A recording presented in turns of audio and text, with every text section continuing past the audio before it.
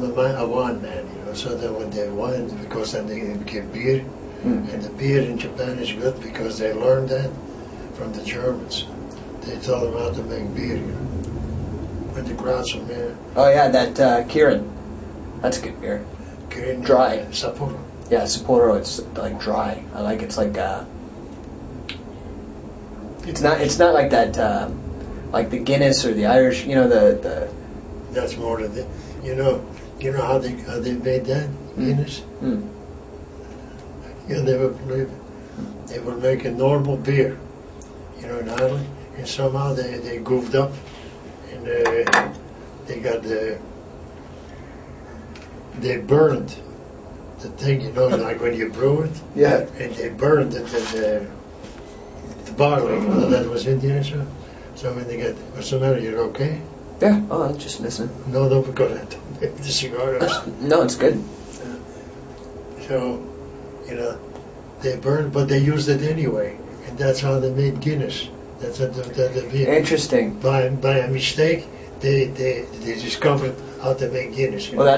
that's like stout they go. It's like penicillin. It was Yeah. by accident. Yeah. Well, sometimes it's that way.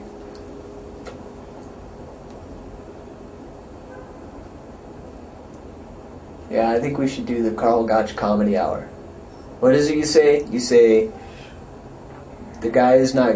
He's only good for making a good meal. Making shit out of a good meal. Yeah. And Yeah, but that's just sayings, you know. In my neighborhood, that's normal. see, is this like a water? Is this like a tattoo they'd have on the waterfront? No. No. You know, so the day I had one. Wish you could talk about that. You know, I had a friend, and he was living in our country a long time. It was Finn, you know, Finn descent. Big, strong bastard, you know, with a mustache. And he always used to wear a turtleneck sweater because he had a snake around his thing, you know, around his neck. Tattoo. Wow. And we was all over the ship and the castles, and you know. So one day, you know, I got him drunk. I said, "Hey, Wino," you know, that's his name. There's no Wino. You know, Oh, okay. Okay. Wino, because the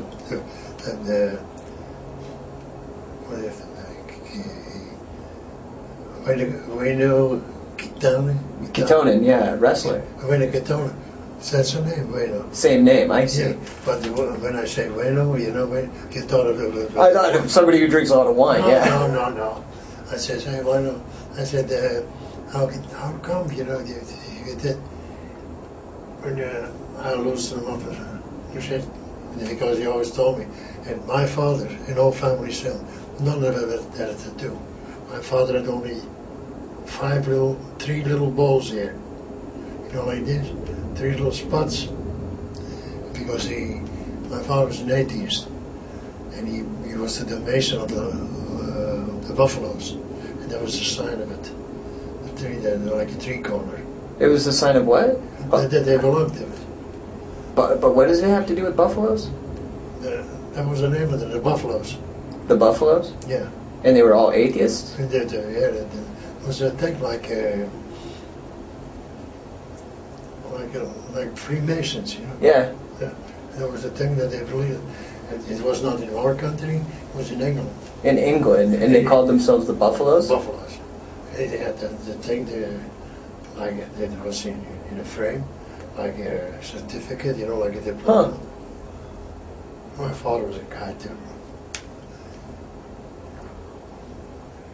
Now, he was the one who did he put you in the wrestling, or was it your mom?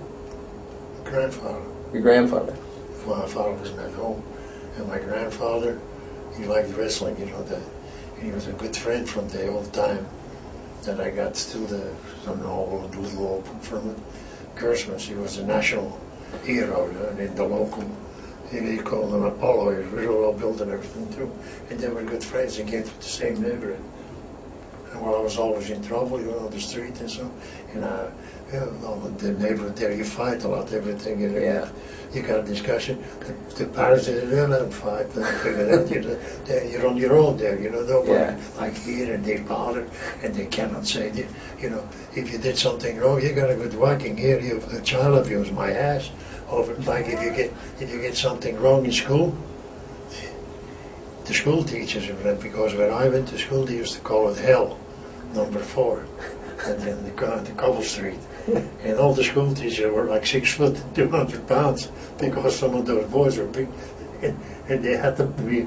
But if you got worked over by the school teacher, they know that he didn't do it for fun. He had to do it because, you know, to make an impression, to get the other kids to listen. Yeah. But I just imagine you got, you know, like around 20, between 20 or 30 of them little son of a bitches, you know, and they're sitting there, and you know, you can see the devil in their face, and you know, you're standing in front of it, and you got them, you know, to teach for a day, or every other day, every hour, in the 5th grade, then we get a teacher they sent one a school teacher, a woman, you know, you know, she had a nervous breakdown in about 7 days. Had to get her out. You couldn't manage that. If you got it in school, you hope they didn't find out at that. They're like, nah, whoa, if you go like this to a kid. Yeah, you're in trouble. Yeah. You know, that time, if they found out at home that you got worked over by the school teacher, you get another one coming from your own right, because you deserved it. You said, you bastard, you must have done, because otherwise you wouldn't do that. Now here, that's why, you know, here in America, hey, believe me, I love the States. And I came here, and I think to me it's the greatest country in the world. But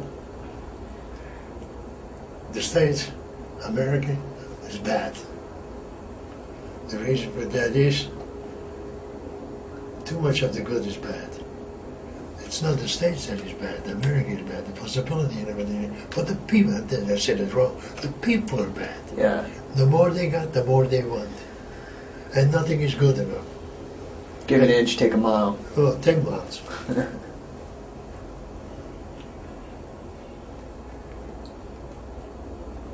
So you think that purring is all work? They don't do that anymore now. That's. I want to find out. You don't even like now. They say this and that, and they said that school that tape. I laughed, and you know, see, that's why I hate. You know, like, oh, we can take this and this. In a way, I don't like it because of this reason. This thing, that tape that you sent me, that's a farce. It's a farce. The guys in Europe. Yeah, because, you know, I looked, never did they give justice what justice is due. In the olden days, there was an old guy there, I never met him, but I heard about him. And he did the same like Grubmeyer did here. You know, and that's why I'm so surprised that the guy that was with me, I forgot who he was. He said, "Hey, Dan," and he was warming up, and it was here because they were going to wrestle. There was a guy that beat him that wrestled that time. Bobby Knight or whatever, the black guy. No, there was not the black. It was another guy too. The black guy, Bobby, I forgot his name. When he beat him, and he couldn't take it because he preached his thing because the guy's black. Me, no. Hey, you can pick your friends, but you can't pick your parents. Yeah, right. Why should you condemn somebody because his skin is black? You know, I have seen lily white guys, and they were such assholes, I couldn't give them the time of the day. And I had friends, a lot of friends, black people, you know, in wrestling. I traveled with them. Good men, honest. And they liked me. They even could nickname me the colored white man. Because, you know, I was with them all the time. I didn't give a shit. Yeah. But you know, one guy said to me, he said, how come, you know, you like that, you don't like that? I said, hey, he's a man, isn't he? He said, he was a little longer in the oven than you and me. I said, who gives a shit? So, you know, so the It was a little longer in the oven. So, yeah, because it's black, right? So, well done. So, you know, but when I said it in a joke, and the black guy was laughing because, you know, Yeah. the punchline was coming. He knew me. They knew me pretty well. He said, so he said, you know, they were a real prick. He said, you know, I hate the word. Excuse me for saying it. He said, you like niggers? He said, you're a nigger lover? And I looked over at him there. I was ready to tear that bastard apart. I said, yeah. I said, I love niggers. I hate assholes. That black guy, because first when I said I love niggers, he read what he put that on his, I hate assholes. Fuck, man. He said, you're the greatest. He said, they talk about Muhammad Ali. No, you are the greatest. That's funny. Yeah, I thought you'd get a kick out of that catch wrestling documentary, just because there was so much about Wigan, and you've done so much to popularize Wigan. I'm the one that put it on the map. Yeah. Nobody even know about Wigan. No, it's true. And then I tell you... Same with catch wrestling in general. Nobody would know about it if it wasn't for you. It would be dead. Completely dead. That's how dumb this Chapman and this Gable is. Because you see, now, first of all, they're Americans. Easy for them because they can read the book, right, in English. The greatest guys, like I told you, Riley came here, right? Yeah, we're the Americans. Which is only natural. See, when the New World was discovered, they came here. The British, they went up north because before this here, before it became United States, it was a British colony. Yeah. Like they had India and all that because they were big sea. And they were both big seafarers. The British and the Spanish. Yeah. And there was another one too. The Dutch. For a little country. They had a lot of colonies too. Oh, really? Holland? Oh, yeah. They had a lot, you know, because they were seafarers too. They went everywhere. And they're the first ones to invent the thing, the Marines. The Dutch. Because you see, they couldn't get with so many ships and loads and send soldiers there and leave. They had to get the soldiers and the ship at the same time. So they trained, and also some of the men, you know, on the board of the ship. That's where the idea of the Marines came from them. And they're big merchants, my God. Yeah. Now you think for a moment, when they came here. But wait a minute. So you know what's interesting is that in that whole documentary, they never once mentioned Pop Sharnock. And he was the one that started it. Riley learned from Sharnock.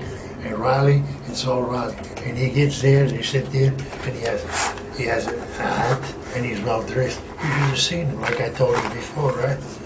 Oh, and he was. And when you see him, that you know what gives him away. You know, you see those kids coming in the gym and they all giving something to him. That's what he's hidden from. He was such a tight, cheap son of a bitch. You know,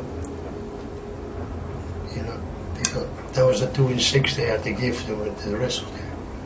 And you know, and everybody thought that the sheets were so black. You know, the canvas.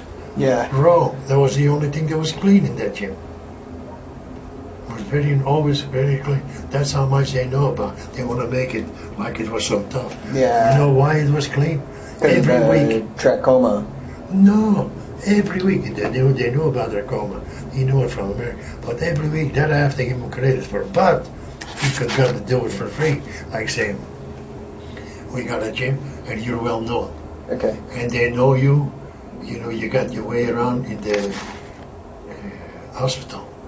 So every week, you know, they clean everything and they disinfect everything. So every week they used to they had 2 sheets then.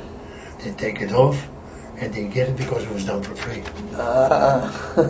See, and then everybody, oh, the sheet's so black, that full of shit. Because that was the only thing that was spotless.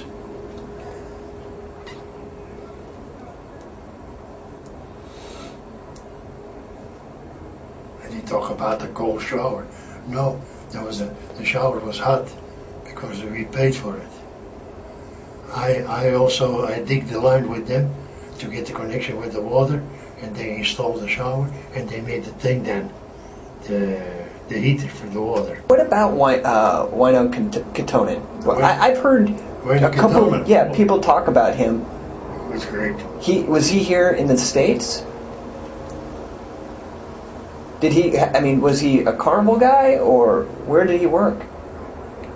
They did matches like that. See, I told you how they wrestled in the States, right? They had the best of everything.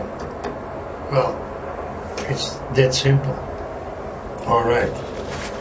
Like I told you, this was a colony from the British, right? The British Empire. So, North America was, right? Yeah, so you had all the best wrestlers from all over the world come here. Thing came here, the British were first here. Mm-hmm. But then other people immigrated, and they all brought something with them. Yeah. They all brought something. It's just like me. I came from Belgium. Here is an amateur. Greco mostly. Freestyle, they weren't too clever at it. They said, do Greco and grab a leg or try the triple. Because they had no... Yeah. But me, I don't know what it was. Somehow, I always look at when I like something, I try to find out everything about it. Yeah. And I used to dream from this thing because I heard about the Americans and how great the Americans were in every division. And I had a very good friend later, and he was one of the guys that's mentioned in the book too. His name was Benny Sherman. Yeah, Ben Sherman. Yeah, I've always heard good things about him being a great wrestler. And the one thing Benny had on top of that, he was not a big guy. He was maybe about 80, 85 kilos. About that much shorter than me. Stocky. But no, not good build, But he was a fanatic about conditioning. When he loved wrestling. He went on his own to Turkey. On his own, just because he had nobody to work out with. Uh-huh. But you see, when the Americans, when they come, like the British came to think that they got all the influence from all the other people that immigrated, and instead of Lancashire catch, they didn't call it Lancashire catch anymore, they call American catch is catch. Well, you live in the States, so am I. I'm here 45 years. When I went back home, they said, no, you're not the Belgian, you're the American. Mm-hmm. They talked to me and said, hey, Yankee. But they said, hey, where I come from, you gotta watch that. This is why. I said, those are fighting words. I said, you call me a Johnny Red, fine. I said, you call me a Yankee, so I'll put you. Yeah, right. So, they had everybody here to get there. So I told you, Ronnie came, he was supposed to come here, but he didn't have Joe Robbie with him to do the work for him. Yeah. No, he was on his own, and they say it was so great. 2 months he was back, and it took him over 2 weeks to sail up and down. Over a week. Sure. From England to get to Luther. So he pretty much sailed here, checked things out, and then got right back on the boat and headed back. I think he get on the boat. That's what I think, because he never. But he always thought, oh, America. Then he talked to him, but he never said what happened to him or nothing. Because he was an inconsiderate bastard.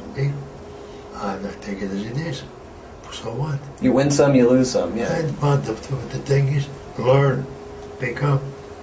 All right, you may beat me now.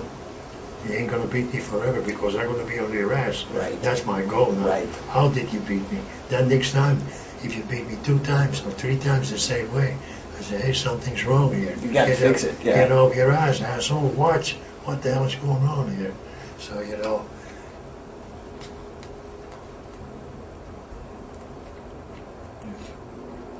they had everything bad here. So when all this thing came, they had in every division. So they used to go around. I told you how they went around and it took 70% of the thing, didn't I tell you? Yeah. So, well, there you go. And then the promoters got greedy. And they got in. And that was the end of the wrestling. First they got rid of the top shooters.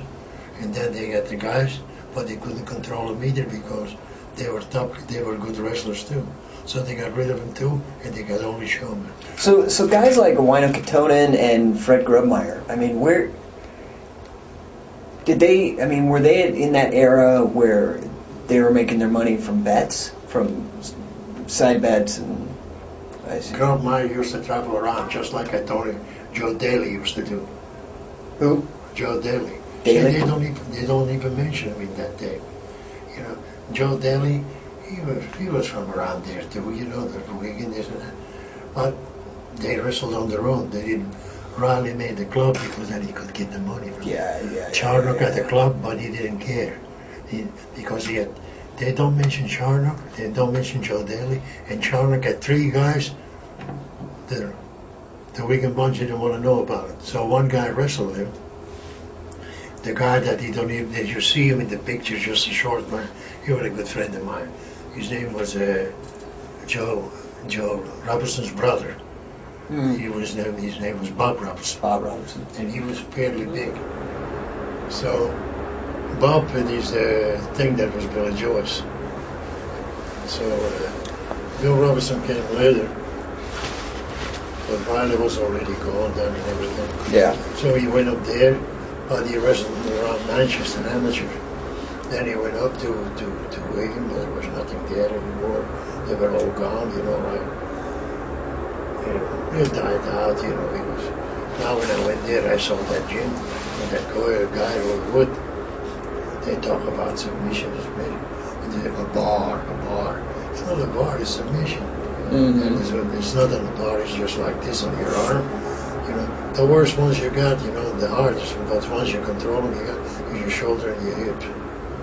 The knee is very sensitive, and an ankle, move. Yeah, I've seen some of the ways that Fujiwara shows how to do the ankle locks and the. He learned from me. They did nothing over from their asshole. Those Japs, they talked about it. Well, when I went there, I had to prove it too. Yeah. So they had those guys like some more guys, judo guys, karate guys, and then they're wrestling. You know, they were amateurs. And wow. So that Saranaka or whatever his name is, Soranaka. Yeah, he went there because he was married to my daughter. He died of cancer about 15 years ago. But he wasn't that good as a wrestler. Fujiwara was good. Suzuki was good. But Suzuki's not a teacher either. It was better than Fujiwara. Fujiwara used to stutter real bad. Yeah. So, and then he wants to talk. Say, well, you know he's a big actor now, right? No, it's just some rinky-dink little things that he get there, try to make a living. Yeah. So everything what they get from something far, they say how big it is, how good they are. They're just the opposite from what I do, but I think. Exaggerate, huh? Yeah, you say, they always, you know, like where I come from, they always say they make a thunder out of a fart. We know. But they say, if I did some more, you're good.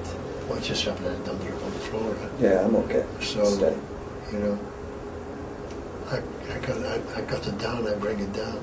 Now, if it doesn't click or anything, I go, oh yeah, well, he didn't say much. Now, if it does, then they say, God damn, that guy's good. So probably Fujiwara, Fujinami, Kido, Suzuki, those are the good guys. But guys like Soranaka, Inoki, I told you the story with Inoki, did I tell you? Yeah. Oh, I changed him. He thought because he hung around with an old Jap, and I was friendly with him, you know. He was a nice old guy. So. But the old guy thought that he could wrestle. You know, those Japs are always like that. Once they're nice when they're here. Up to here, you understand what I mean? Status, social status. Yeah, nice. Now, when they start to know something a little bit, when they get here, oh, then they're over there. then when they're here, you're on even level with them. When they get a little bit here, then they want to put you down there. They try to throw you. They don't try on the dirt. They try to throw you in a hole. That's what the Japs are all that way. What about that Sayama Tiger Mask guy? Sayama. No good. These things are right. What a conceited bastard. And he's dishonest. And they all use my name. And, you know, yeah, that's why I ask you, because they all, you know. You know why? Because you got goddamn son of a bitches like you. You like me and you push me. And then when you wouldn't talk about me or nothing, and there was nothing about me, then they would have mentioned me. Yeah. But now because you push me, see, that's why I don't like to be. Yeah. Now they want to jump on the bandwagon. On the bandwagon, like Fury and those assholes. And another one. So the good guys are Fujiwara, Suzuki, Kido, Fujinami. Okay. Yeah, I like watching those Suzuki's. I like his match. I like watching his matches. He's tough. He had a lot of guts. From all the guys all the chaps I had, he was the gutsiest of them all. Really? Oh, yeah.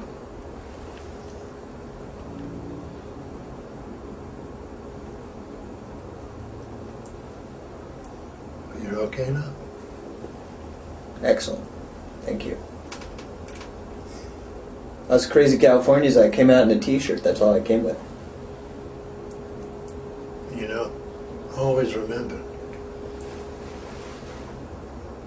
how it looks is not how it is. You got the sun out there, but what do you think I'm sitting in a tracksuit? I got nothing underneath, just a tracksuit. But it's long sleeve. Yeah. So now, but you're also, because I remember you saying that you and Fez had in common, like, Hungarian. Well, that's the, you know, there was a guy, and I was surprised, he was a Belgian. He was a fairly good singer, and his name is Helmut Lotti. Maybe you heard his song. He was on television, you know, for an hour, you know. But he said, well, I think, you know, I'm from Belgium, but I think I'm from Slavic. Well, in Belgium, and especially in Antwerp, and the Wallonie part too, because I get a lot of guys that work in the mine from all nationalities. But in Antwerp, my mother was German descent and my father was Hungarian. So I'm Hungarian and German mixed, but I'm Flemish. Yeah.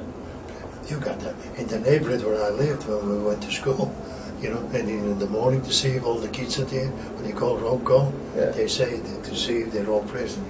It was like a for the Legion. So there were all nationalities there. Did you, when you talked to Ed Lewis, did you guys talk in German, or did you? Yeah. He spoke fluent German, and he liked it. He came here, but his mother and father were from Germany. His father was from Dienheim, and his mother was from Mannheim. That's on the Rhine River. He was a tough guy, huh? Nobody could touch him. See, this abuse, he hung around him a little bit. So then the old man was, because easy come, easy go, he was down on his luck, you know. So we took him down like he was his, you know, to get in the ring with him. So because he took advantage of the publicity from because everybody still remembers it Lewis. Yeah. Him, I mean, when they were around him, and there was another guy that was with him, he was a sharpie. He's the one that made all the finishes and everything. And he was a tough son of a bitch. Him and Lewis were like even Steven, almost. So and his name was Tootsmont. Tootsmont, yeah. Oh, he was the brain. He made all what wrestling became then, but then they got too far out. He was the one. He's the one who turned into the money making. Yeah. Yeah, he was from Greeley, Colorado. Like didn't he have like kind of a cowboy thing? Like he used to wear a cowboy hat, kind of. He was German descent too, Mund. Yeah. Josef Mund is his real name. I mean, why is it that everybody? I mean, Luthez had to at least be able to wrestle okay. No? I don't know that he was like the best ever or a hook wrestler, but He couldn't hook. He couldn't hook. do you think because he tells a story, I read his book and he tells a story about he spent time with Ad Santel, you think that's bullshit? When I was over in thinking, what do you call that, Los Angeles? Mm-hmm. Santel, he came to see me. And he wanted me to come to his place. He lived there. Now, was Santel German? Yeah. Yeah. You know what his real name is? Boy, I think I do. Ernst. Adolf Ernst. Ernst. Ernst. Yep. Adolf Ernst. Okay. Yeah, that's about as German as you can get. So he came to see you, and you went to L.A. and you guys hung out. I was there with that guy that was he was a Greek, funny bastard. A Greek. Yeah, the promoter at that time. He died a long time ago.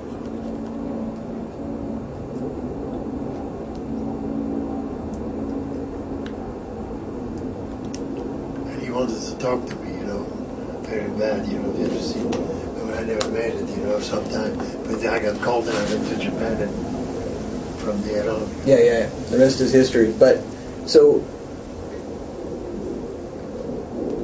I mean, you don't think that Fez trained with Ad Santel? I mean, it's hard to say, but... They use that. Listen, you know why I know that? How many guys have said that they worked out with me in training? Yeah, a million. Tons of guys. Japanese guys.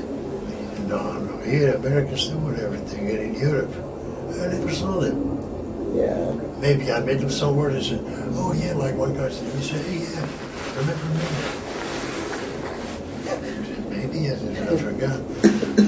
You have seen a guy somewhere, and he said, oh, hello, very oh, fine. Then he worked out with you. You just shake hands. Believe me, there weren't too many guys that liked to work out with me. Yeah. Pretty rough, huh? No. Before that, I wouldn't do nothing. I said, come on, follow me. And do the conditioning. He already backed in.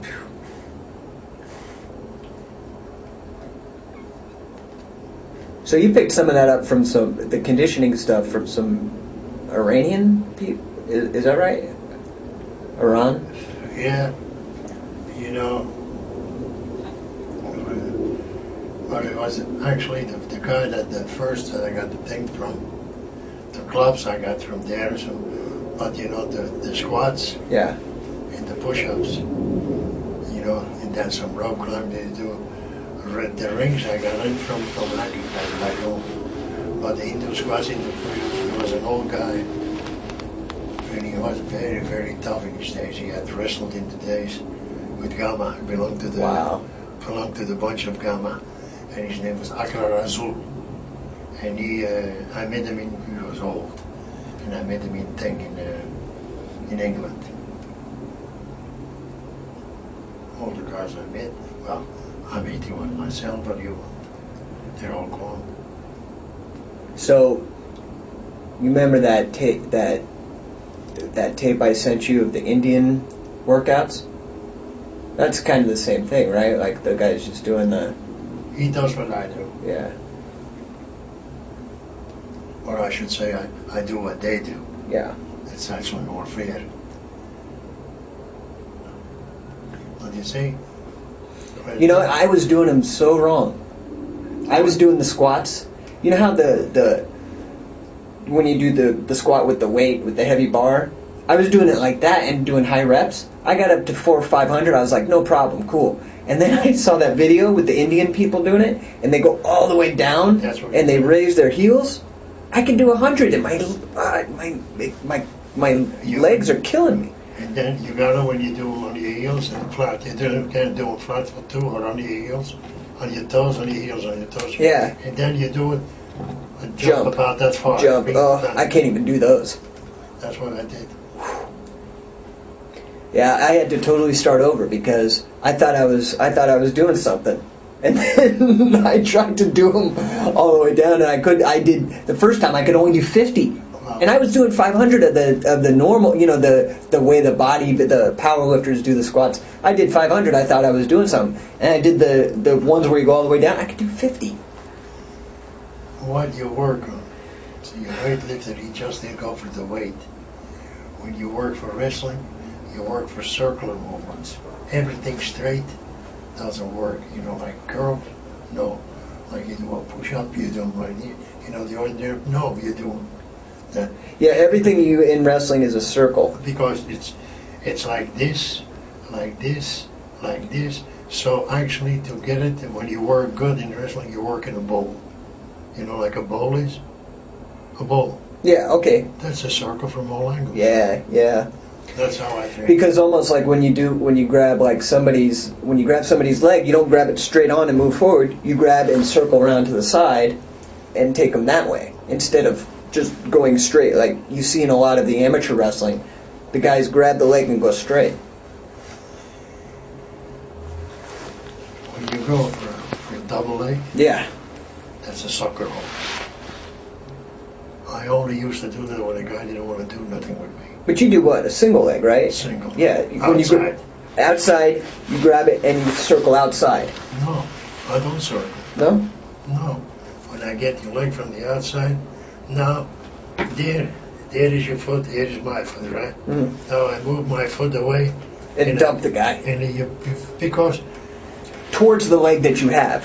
If I pick up, he's standing here, I pick up this leg, I step this way, away from the leg that you have, right? you turn your body just that way. Yeah. You don't move too much. Every time you move, you lose time. And you lose balance. When you work in wrestling, it's a little bit like mathematics. See? You got it? Mm-hmm. Get the ashes now. Boy, I have to teach you how to smoke cigar. I'm telling you, Carl, I'm learning wrestling and I'm learning cigars. And plum wine.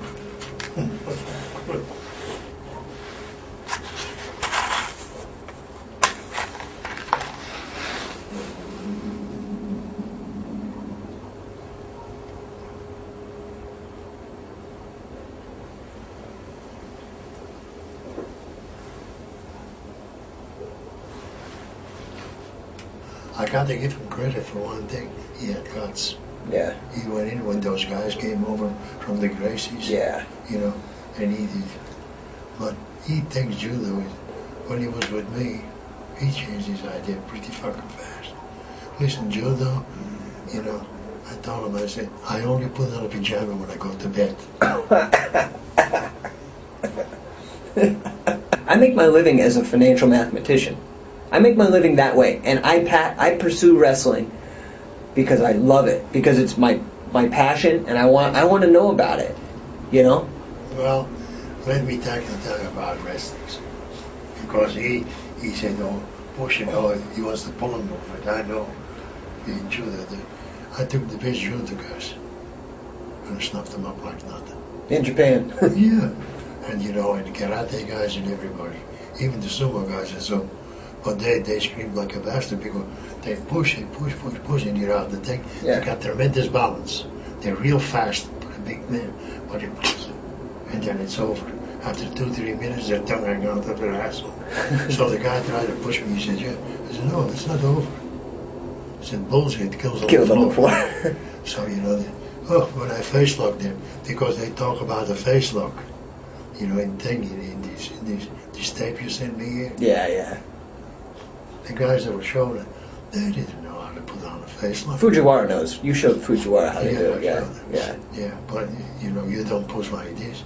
You just flip up your wrist just like that, and that's it. And you use kind of this. Yeah. And I get it down, you slide in here. Mm-hmm. When you got in, now I got this here. And I just do this, and I hold you, and your asshole opens up for the 5 minutes. But that is nothing. That's only a preparation. Because like I told you, standing up, an arm bar, I do it, I got you for 3 minutes, just put, I get push your arm in, I get there like this, in my chest on your arm. Yeah, and then extend the arm. Yeah, but that's nothing. This all down. That's what I do. And So you don't do any of the hooks standing, you do all the hooks it's on the ground? impossible. Yeah. There is no hook standing. Yeah. So I thought. That's just why I always told you, bulls get killed on the floor. The reason why I do that, when you got the bull and he stands up, he ain't gonna go nowhere with you, but it's dangerous, huh? But once you got the bull bound to slaughter, when he goes in, you go and watch in the slaughterhouse. I went there one time. Made me sick because I love animals, but that's their living. Those guys, they think nothing of it. And he had a friend that worked in the slaughterhouse, and he asked me to come one time, so I did. But I never want to go again. And now with the pigs, oh. Hey, by the way, because I know about your your passion for animals. So I tell you, because I work doing kind of, like actuarial data, like life insurance tables and stuff. So I know that I anticipate that you're going to be around another 20 years, 25 years. Okay, so you got to do your best to work at that. But I hope that's one time in my life that I ain't going to start here. But I hope you're right. Okay, but okay. I don't think you will. I think I am. But in the worst case scenario, it's not. The way we are doing now with that tape, and I send you the money or whatever. Someday when you're pushing up daisies or whatever, if it's okay with you, what I'd like to do is send that money to Pitbull Rescue. But I got, there was a little bit that I got left. Yeah. It's for the animals. Okay. Society. Is that okay that I do that? For sure. Okay, because I think that's something that both you and I agree on, and I think this girl that I'm with, I'll probably end up marrying her. And she's very passionate about Pitbull Rescue too. So I think it's something that could be very, very good for the animals. But I just wanted to get your kind of, blessing for that. Yeah. So now when you go back to wrestling to talk about wrestling. Yeah. You don't think wrestling. They all think you pull this and that. Yeah, you were saying it was all circular. That's it. And then there's just the biggest thing that you got to do. Circular. It's like circular in like mathematics. And then how do you study wrestling? When you got to start wrestling, when I teach wrestling on a guy, he has to do condition first. A truck or a Rolls Royce. A Rolls Royce is the best car, right? Has to have gas. No gas, no oil, no water. That's a condition. So that's the same with the wrestling. If you got no condition, you're tired. When you're tired, you can't think. Yep. When it's all down the drain. Yep. So when you use this, how long are you going to last? 3 to 5 minutes the most. Right? Yeah. And after 3 minutes already the strongest guy is already goes down. Well, you saw it. That's why they changed the rules of wrestling to make the periods now. These it used to be long periods, like 12 minutes, right? That's not long. That's the way it should be. Yeah. It used to be in my days 20. Wow. And then even before that, you had to wrestle until there was a result. I said, What do you think about it nowadays? They do this wrestling, but no pins. I think pins should be in it. Pins and submissions. Yeah. See, when you got no pin, then you got those pricks like Gracie. He's laying on his back. Yeah. When they told me, I looked, I said, yeah, he got guts. I said, but he's not a wrestler. Right. So they told me, he said, no. I said, what's he doing? He waits for you to stick it in. There's only two things that he does. He choke you, or when they get an arm bar sometime. Yep. I said, yeah. When a guy lay like that on the mat, I said, hey, he does 50% of my job. He's already laying down. Yeah. I said, the worst thing I had was that when I had a guy and he knew about me and he said that bastard was running away all the time. That's when I did the lousy leg laugh and I went down and the guy went behind me. He thought, well, I got you. So now he was in my territory. You did a fake. And you know, when you get a guy that can hook from underneath, you got a dangerous bastard because look, when I'm underneath, yeah, I can't work your head because you're on top of me, right? But you have to stick in your arms and legs Right. to hit somebody. Get a leg, get an arm. And once you stick them in, especially your legs. There's a guy, a Japanese guy, who does that exact same thing, that Sakuraba. You heard of him? He does that same thing. He always gets guys on his back, and he gets the hooks from underneath like that. He gets on all fours, and they put the legs or the arms in, and he gets like a double wrist lock or all kinds of different things from that position. The Japs, they didn't know nothing till I got there. Yeah. And then they learned, because they all learned from guys that I taught. Yeah. So I'm happy because it didn't go to waste. But now when you start wrestling, what's the first thing you think about? After conditioning? You mean actual wrestling? Well, I think about getting a grip on the guy. When you step on the mat, you study. Now your mathematics comes in. You got when you stand, your left and right foot, you got them not too far, not too close. You get that in, say that you can move. You got one leg out as a soccer leg. Right, Sugarfoot. That you cover with your thing. But then what the most important thing is, that's what before you start wrestling you learn that, is your balance. And your balance comes from this. You learn the balance and you point the gravity. You learn the balance goes from your left foot to your right. Yeah. And your point of gravity comes from the center of your body, like to the ground. From your balls. From there, in between the center. Yeah. Now, when you got that, when you work from the top, you get in. What is it that you do? You don't use strength. You use leverage.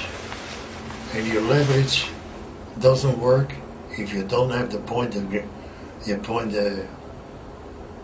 fulcrum right. Yeah. I had to think because I had to look those words up in the dictionary because I didn't know how to say it. Then I never went to school for anything. Sure. I learned everything by myself and on the street. So the guy said, "Yeah, you give me a lever and I'll move the world." I said, "Yeah, that's what Archimedes said." I said, "But the Greek son of a bitch," he said, "he didn't tell you where to put the fulcrum." I said, "You can't have a lever." And he said, "Yeah, if I got a lever." I said, "You can have a lever from here to kingdom come." I said, "And your fulcrum, and the fulcrum isn't in the right place." I said, "You can't move nothing." I said, "I just have a lever from about a meter or a meter 20, just from here to there, and I put it right." I said, "I'll move your ass." Yeah. And I said, "That's what I'm doing." So you make sure you have your balance right, and that when you know your point of gravity, then you can move that guy fairly easily to the ground. You say when he pushes, you're moving. I didn't move. I just moved my legs, knees, and they were pushing. They had one guy, and he was a big, strong guy, a sumo guy. He said, "All right, let's push." And he went, "No." I said, "You push like this." Yeah. Now we push in it, we go from arm to arm, like this, like in training professionally. I said, "Now push with all you got." I run his ass around the gym like it was a baby. I said, "Where are you now?" I said, "You blow on that thing." I said, "If I sidestep, you run right in the wall." That's where it comes in. And the same things standing up kind of apply when you take them to the ground. Standing up is nothing because, like I told you, you bring them to the ground now, you got them. But you got to watch. In the old days, they had some guys that were very good from underneath. Yeah, they didn't work no crooked head scissors or face locks on them. But your arms and your legs, and which is the most sensitive part of your body? Probably your face. No. Your ankle.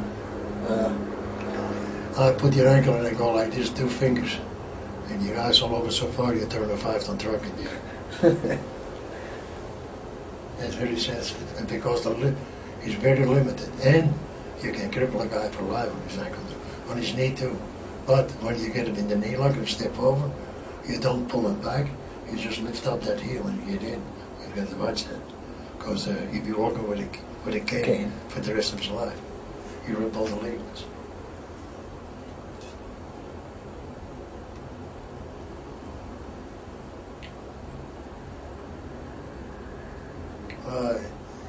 You know, this is what you need when you get into wrestling.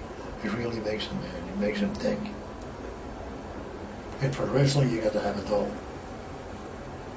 A fighter is good on his feet, but as in any other combat sport, just standing up. But wrestling, you got three positions: standing up, you got the guy down, and you get from underneath. So that. When they only think for 30%, you got to do 110 when you wrestle.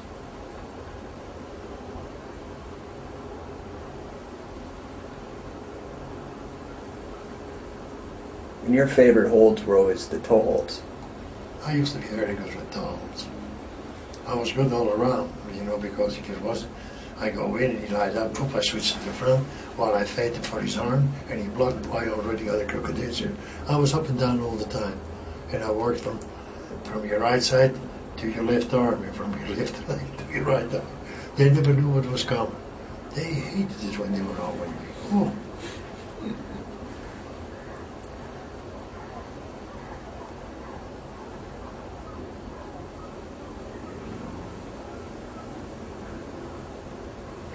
And what I really had an eye opener, I was about